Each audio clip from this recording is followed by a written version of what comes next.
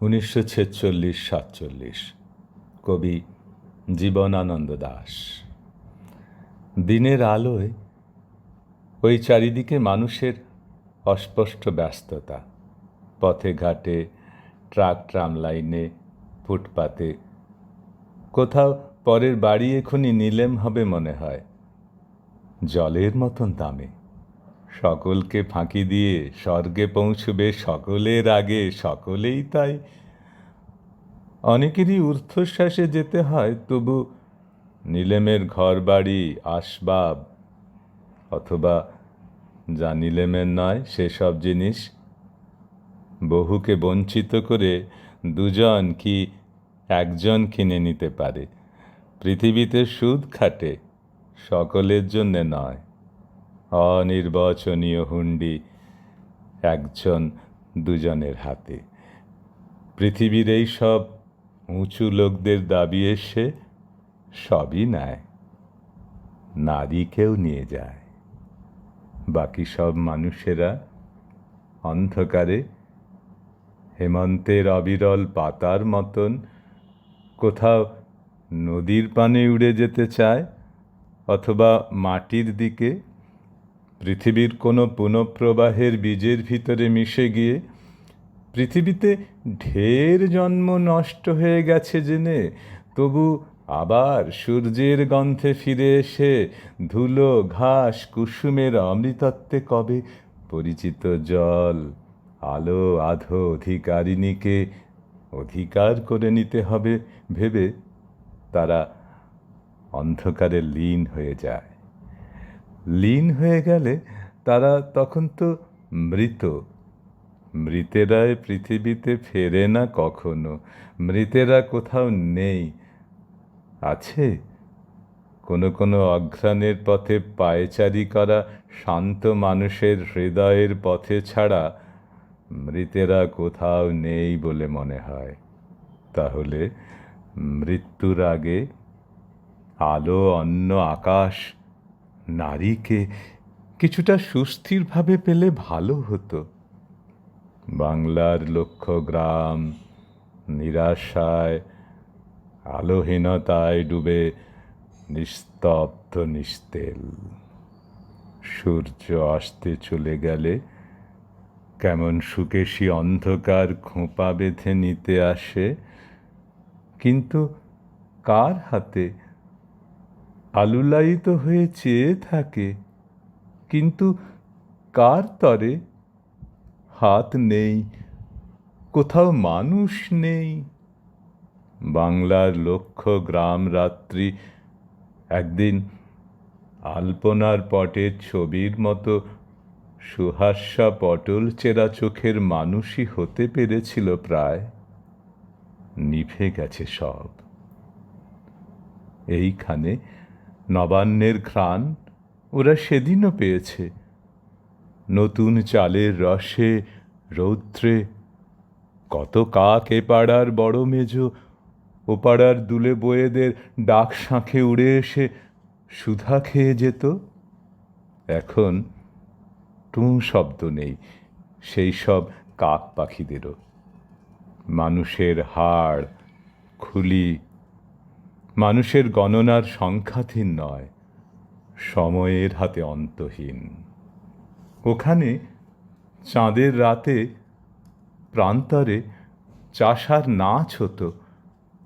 ধানের অদ্ভুত রস খেয়ে ফেলে মাছি বাগদির ঈশ্বরী মেয়ের সাথে বিবাহের কিছু আগে, বিবাহের কিছু পরে, সন্তানের জন্মাবার আগে, সেসব সন্তান আজ এ যুগের কুরাষ্ট্রের মূঢ় ক্লান্ত লোক সমাজের ভিড়ে চাপা পড়ে মৃতপ্রায়।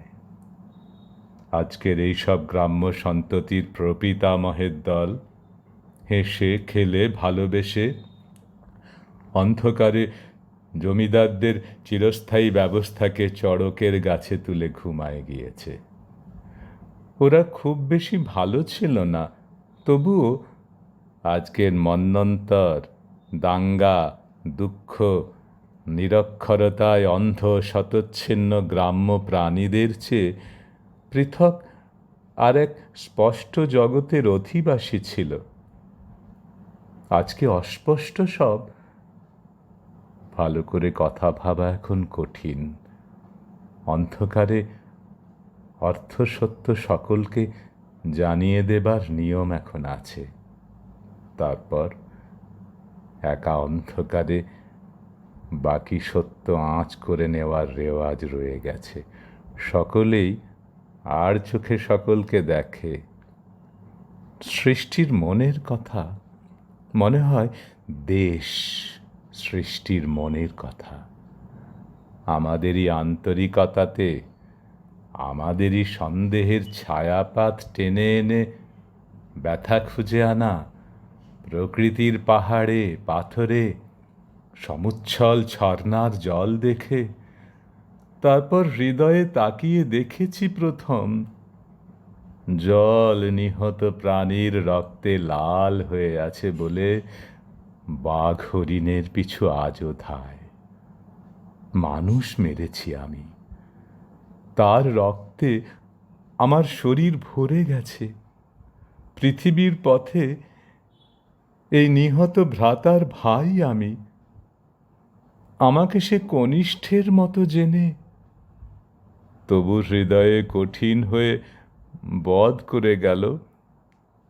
আমি রক্তাক্ত নদীর কল্লোলের কাছে শুয়ে অগ্রজ প্রতিম বিভূড়কে বধ করে ঘুমাতেছি, তাহার অপরিসর বুকের ভিতরে মুখ রেখে। মনে হয় জীবনের স্নেহশীল ব্রতী সকলকে আলো দেবে মনে করে অগ্রসর হয়ে, তবুও কোথাও কোনো আলো নেই বলে ঘুমাতেছে। যদি ডাকি, রক্তের নদীর থেকে কল্লোলিত হয়ে বলে যাবে কাছে এসে, ইয়াসিন আমি, হানিফ, মোহাম্মদ, মকবুল, করিম, আজিজ। আর তুমি আমার বুকের পরে হাত রেখে মৃত মুখ থেকে চোখ তুলে সুধা বেশে রক্ত নদী উদ্বেলিত হয়ে বলে যাবে, গগন, বিপিন, শশী, পাথুরে ঘাটার, মানিকতলার, শ্যামবাজারের, গ্যালিফ স্ট্রিটের, এন্টালির, কোথাকার কে বা জানে। জীবনের ইতর শ্রেণীর মানুষ তো এরা সব। ছেঁড়া জুতো পায়ে বাজারের পোকা কাটা জিনিসের কেনাকাটা করে। সৃষ্টির অপরিক্লান্ত চারণার বেগে এই সব প্রাণ কণা জেগেছিল। বিকেলে সূর্যের রশ্মিতে সহসা সুন্দর বলে মনে হয়েছিল কোনো উজ্জ্বল চোখের মনীষী লোকের কাছে এইসব অনুর মতন উদ্ভাসিত পৃথিবীর উপেক্ষিত জীবনগুলোকে। সূর্যের আলোর ঢলে রোমাঞ্চিত রেণুর শরীরে, রেণুর সংঘর্ষে যেই শব্দ জেগে ওঠে, সেখানে সময় তার অনুপম কণ্ঠের সঙ্গীতে কথা বলে। কাকে বলে? ইয়াসিন, মকবুল, শশী সহসা নিকটে এসে কোনো কিছু বলবার আগে আধ খণ্ড অনন্তের অন্তরের থেকে যেন ঢের কথা বলে গিয়েছিল। তবু অনন্ত তো খণ্ড নয়, তাই সেই স্বপ্ন, কাজ, কথা অখণ্ড অনন্তে অন্তর্হিত হয়ে গেছে। কেউ নেই, কিছু নেই, সূর্য নিভে গেছে। এ যুগে এখন ঢের কম আলো সব দিকে। তবে আমরা পৃথিবীর বহুদিনকার কথা, কাজ, ব্যথা, ভুল সংকল্প, চিন্তার মর্যাদায় গড়া কাহিনীর মূল্য নিংড়ে এখন সঞ্চয় করেছি বাক্য, শব্দ, ভাষা, অনুপম বাচনের রীতি। মানুষের ভাষা, তবু অনুভূতি দেশ থেকে আলো না পেলে নিছক ক্রিয়া বিশেষণ, এলোমেলো নিরাশ্রয় শব্দের কঙ্কাল। জ্ঞানের নিকট থেকে ঢের দূরে থাকে। অনেক বিদ্যার দান উত্তরাধিকারে পেয়ে তবু আমাদের এই শতকের বিজ্ঞান তো সংকলিত জিনিসের ভিড় শুধু, বেড়ে যায় শুধু, তবুও কোথাও তার প্রাণ নেই বলে অর্থময় জ্ঞান নেই আজ এই পৃথিবীতে। জ্ঞানের বিহনে প্রেম নেই। এ যুগে কোথাও কোনো আলো, কোনো কান্তিময় আলো চোখের সুমুখে নেই যাত্রিকের। নেই তো নিঃসৃত অন্ধকার রাত্রির মায়ের মতো। মানুষের বিহ্বল দেহের সব দোষ প্রক্ষালিত করে দেয় মানুষের বিহ্বল আত্মাকে। লোকসমাগমহীন একান্তের অন্ধকারে অন্তশীল করে তাকে আর শুধায় না। অতীতের শুধানো প্রশ্নের উত্তর চায় না আর। শুধু শব্দহীন মৃত্যুহীন অন্ধকারে ঘিরে রাখে সব অপরাধ, ক্লান্তি, ভয়, ভুল, পাপ। বিতকাম হয় যাতে এ জীবন ধীরে ধীরে বিতশোক হয়। স্নিগ্ধতা হৃদয়ে জাগে যেন দিক চিহ্নময় সমুদ্রের পারে কয়েকটি দেবদারু গাছের ভিতরে অবলীন বাতাসের প্রিয় কণ্ঠ কাছে আসে। মানুষের রক্তাক্ত আত্মায় সে হাওয়া অনবচ্ছিন্ন সুগমের, মানুষের জীবন নির্মল। আজ এই পৃথিবীতে এমন মহানুভব ব্যাপ্ত অন্ধকার নেই আর।